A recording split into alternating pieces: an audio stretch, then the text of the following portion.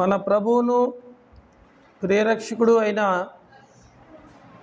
యేసయ్య పరిశుద్ధ నామంలో మీ అందరికీ హృదయపూర్వక శుభవందనాలు తెలియజేస్తున్నాను. ప్రార్థన చేసుకొని వాక్య పరిచర్యలో కొనసాగించబడదాం. మహిమా ప్రభావములు గల మా ప్రియమైన పరలోకపు తండ్రి, మీ పరిశుద్ధ పాదాలకు ఎలలేని స్తుతులు స్తోత్రాలు వందనాలు చెల్లిస్తున్నాను దేవా. చదవబడిన లేఖన భాగములో ఉన్న అమూల్యమైనటువంటి విషయాలను మీరు మా దృష్టికి తీసుకొని రమ్మని, అటు మాటల ద్వారా మా ఆత్మీయ జీవితాలను మీరు బలపరచమని వేడుకుంటూ ఉన్నాను. సమయం నీది, కూడి వచ్చిన బిడ్డలు మీ వారు. వాక్యం ధారాళంగా రాకుండా అడ్డగిస్తున్న దుష్ట శక్తులను దూరపరచండి, అవిధేయతను దూరపరచండి, అల్లరిని దూరపరచండి. మీ యొక్క మాటలలో ఉన్నటువంటి అతి శ్రేష్టమైనటువంటి విషయాలన్నీ ప్రభువ వారి ఆత్మీయ జీవితాలకు ఉపయోగకరంగా మార్చబడినట్లు సహాయం చేసి, నేను బలహీనుడిని, నన్ను మరుగు చేసి మీరు మహిమ పొందమని యేసు ప్రభు వారి యొక్క పరిశుద్ధ నామంలో ప్రార్థించి అడిగి వేడుకుంటున్నాం తండ్రి, ఆమేన్. యేసు ప్రభు వారు దేవాలయానికి వెళ్ళాలి అనే ఆలోచన వచ్చినప్పుడు తన 12 మంది శిష్యుల్లో ఇద్దరిని పిలిచి అన్నాడు, మీరు బెత్ఫగే అనే గ్రామానికి వెళ్ళండి. అక్కడ కట్టబడి ఉన్నటువంటి గాడిదయు గాడిద పిల్ల మీకు కనబడుతుంది. మీరు ఆ కట్లను విప్పి నా కోసం వాటిని తీసుకొని రండి అని ప్రభు చెప్పాడు. మరలా అన్నాడు, ఎవరైనా మిమ్మల్ని అడ్డగిస్తే, మిమ్మల్ని ఆటంకపరిస్తే ఇవి ప్రభువుకు కావాలని మీరు చెప్పండి, వారు మీతో వాదన పెట్టుకోకుండా తోలి పంపిస్తారు వాటిని అని ప్రభువారు తన శిష్యులకు చెప్పినప్పుడు శిష్యులు కూడా విశ్వాసంతో వెళ్ళారు. ప్రభువారు ఏం చెప్పాడో అదే జరిగింది. అక్కడ గాడిద పిల్ల అక్కడ కట్టబడి ఉన్నాయి. ఆ కట్లను విప్పి తోలుకొస్తున్నటువంటి తరుణంలో ఆ గాడిద యజమాని అడుగుతాడు, మీరు చేస్తున్న పనేంటి, ఎందుకు ఇలా చేస్తున్నారంటే, అయ్యా ఇది ప్రభువుకు కావాలి అని అడిగినప్పుడు సంతోషంగా యజమాని గాడిద పిల్లను కూడా వాళ్ళతో పంపిస్తాడు. యేసు ప్రభు వారు దేవాలయానికి వెళ్ళాలనుకున్నప్పుడు ఆయన ఎంచుకున్నటువంటి వాహనం ఏంటంటే గాడిదని ఎంచుకున్నాడు. రాజులు గుర్రాల మీద ఎక్కువగా ప్రయాణం చేస్తూ ఉంటారు, ఎక్కువగా గుర్రాలనే వాడతారు. మన ప్రభు అయిన యేసుక్రీస్తు వారు రాజులకు రాజు, ప్రభువులకే ప్రభువు. ఆయన సర్వలోకమునకు రాజయ్య ఉన్నాడు, గొప్ప రాజు. ఆయనను మించిన రాజు ఈ లోకంలో మరెవరు లేరు. మన ప్రభు దేవాలయానికి వెళ్ళాలనుకున్నప్పుడు ఆయన ఎంచుకున్నటువంటి వాహనం ఏంటంటే గాడిదని ఎంచుకున్నాడు.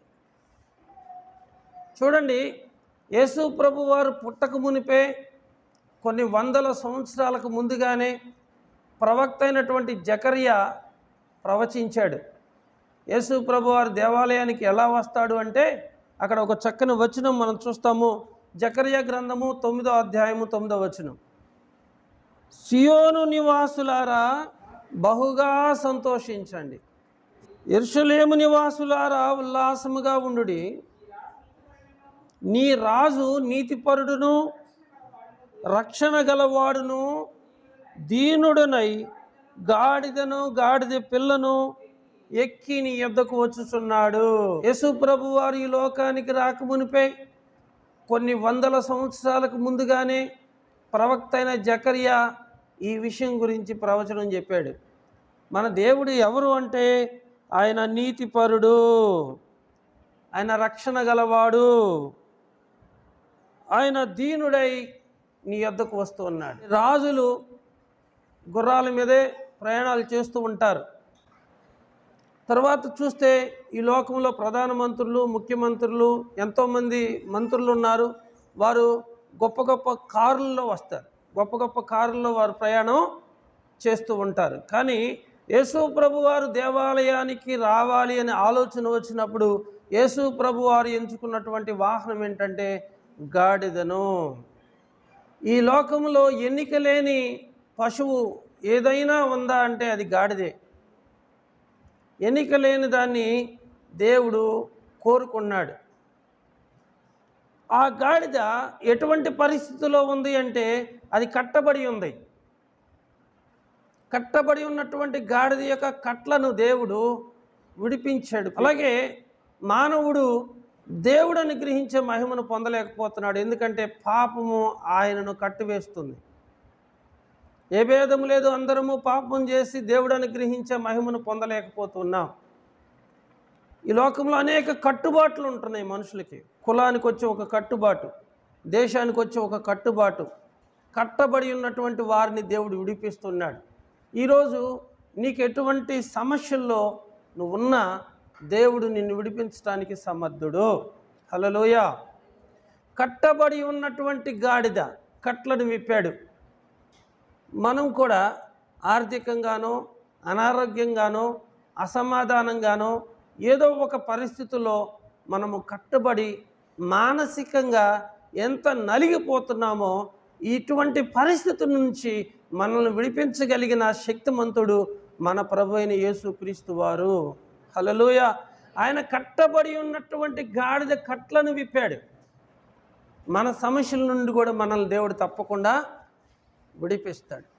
ఆయన ఎలాంటి దేవుడు అంటే, ఒకసారి సముద్రం మీద తుఫాను చెలరేగినప్పుడు ఆయన లేచి గాలిని గద్దించినప్పుడు సముద్రము మిక్కిలి నిమ్మలమైపోయిందట. సముద్రాలు, గాలి, తుఫాన్లు, ఈ లోకములో సమస్తము కూడా దేవుని మాటకు లోబడుతూ ఉన్నాయి. దేవుడు మనల్ని కలుగు చేశాడు, దేవుడు మనల్ని నిర్మించాడు. ఆయన మన తలలో వెంట్రుకలన్నీ కూడా లెక్కించాడు. ఆయన సెలవు లేకుండా ఏ ఒక్కటి కూడా రాలి నేల మీద పడదు. దేని గురించి మనము దిగులు పడాలి, దేని గురించి మనము భయపడాలి? దేవుడు మన పక్షంగా ఉన్నాడు. ఆ విషయాన్ని మీరు గుర్తించండి. గాడిద కట్లను విప్పాడు. ఆ గాడిద ప్రభువు దగ్గరకు తీసుకొని రాబడింది. ఆ గాడిద మీద బట్టలు వేయబడ్డాయి. ఆ బట్టల మీద ప్రభువారు కూర్చున్నప్పుడు జన సమూహములు ఏం చేస్తున్నారంటే దారి పొడుగున ఆ బట్టలు పరుస్తూ వెళ్ళారట. కొంతమంది చెట్ల కొమ్మలను నరికి కూడా దారి పొడుగున వేస్తూ వచ్చారట. చూడండి, ఎప్పుడైతే ప్రభు అయిన యేసుక్రీస్తు వారు ఆ గాడిద మీద కూర్చున్నాడో, ఆ గాడిద నడుస్తూ ఉన్నప్పుడు కాలికి దుమ్ము కూడా కాకోకుండా ఎంతో హుందాగా సంతోషంగా ఆ గాడిద ఆ బట్టల మీద నడిచి వెళ్తుంది. గాడిదని దేనికి వాడతారంటే, బట్టలు ఉతికే వాళ్ళు బాగా వాడతారు గాడిదల్ని. నీకు లేని జంతువు ఏదైనా ఉంది అంటే అది గాడిదే. కానీ గాడిదకి ఎప్పుడు విలువ వచ్చిందంటే, ఎప్పుడైతే యేసయ్య ఆ గాడిద మీద కూర్చున్నాడో అప్పుడు దానికి విలువ వచ్చింది. లోకములో జ్ఞానులైన వారిని సిగ్గుపరచడానికి వెర్రివారిని, బలవంతులని సిగ్గుపరచడానికి బలహీనుల్ని, తృణీకరించబడి త్రోసివేయబడిన వారిని దేవుడు ఏర్పాటు చేసుకున్నాడట. గాడిదను దేవుడు కోరుకున్నాడు. గాడిదకు ఎక్కడ లేని విలువ వచ్చింది. ఎందువల్ల వచ్చిందంటే ఆ గాడిద మీద ప్రభు అయిన యేసుక్రీస్తు వారు కూర్చున్నాడు. జన సమూహములందరూ కూడా మరి వారి వారి బట్టలు పరిచి, చెట్ల కొమ్మలు నరికి, మరి ఖర్జూరపు మట్టలు పట్టుకొని దావీదు కుమారునికి జయము, దావీదు కుమారునికి జయము, సర్వోన్నతమైన స్థలముల్లో ఆయనకి మహిమ కలుగునుగాక, ప్రభు పేరట వచ్చి వాడు స్తుతింపబడునుగాక అని గాన ప్రతి గానాలతో ఆ ప్రజలు, చంటి బిడ్డలు, చిన్న బిడ్డలు ప్రతి ఒక్కరూ ఆర్భాటంతో దేవుని స్తుతిస్తూ ఉన్నప్పుడు ఆ పట్టణమంతా గలిబిలిగాను కలవరంతోనూ నింపబడ్డదట. ప్రియమైన వారు, ఎందుకంటే యేసు ప్రభు వారు రాజుగా ఊరేగుతూ వస్తున్నాడు. ఆనాటి దినాల్లో ఇశ్రాయేల్ దేశంలో ఎక్కువగా ఖర్జూరపు మట్టలు, మనకేమో ఖర్జూరపు మట్టలు ఉండవు, ఈత మట్టలు ఉంటాయి అన్నమాట. ఈత మట్టలు ఉంటాయి. ఖర్జూరపు మట్టలు, ఈత మట్టలు ఒకేలాగా ఉంటాయి. తాడి చెట్టు, కొబ్బరి చెట్టు, ఈత చెట్టు, ఒక్క చెట్టు, ఇలాంటి చెట్లని ఏమంటారంటే తమాలా వృక్షం అని అంటారు. తమాలా వృక్షం. ఈ చెట్లన్నింటినీ కూడా తమాలా వృక్షం అని అంటారు. ఖర్జూరపు ఇలా ఉంటాయి అవి కూడా. ఖర్జూరపు మట్టలతో, చెట్లు కొమ్మలతో ప్రభువుకి స్వాగతం పలికారు.